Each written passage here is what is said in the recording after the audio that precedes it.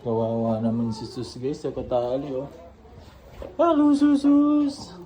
Nakakapal yung mga aso kasi nagpapakabit tayo ng mga saksakan dito sa bahay guys kasi kulang eh. Pag ng freezer, di na tayo nagagamit ng extension na to. So yun.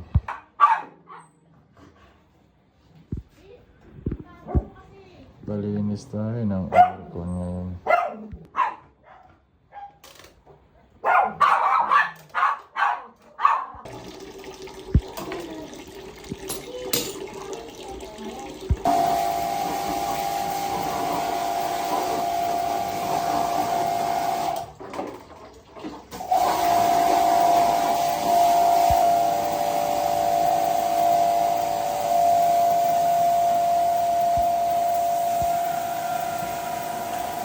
Ang dumi guys.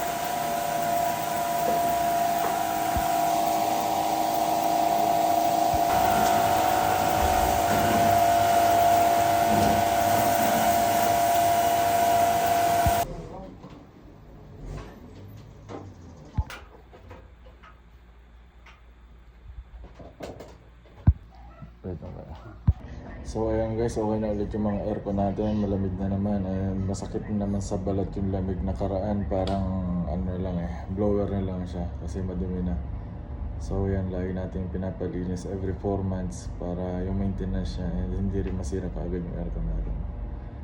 And thank you Lord sa another blessing sa maayos na magaling na mag-ayos ng aircon kasi dati nag pinaayos ko yung aircon ko, nasira yung motherboard na basa, hindi nila inayos kaya nag C1 problem. Ngayon sila kuya, mga tao ni Papa Lloyd.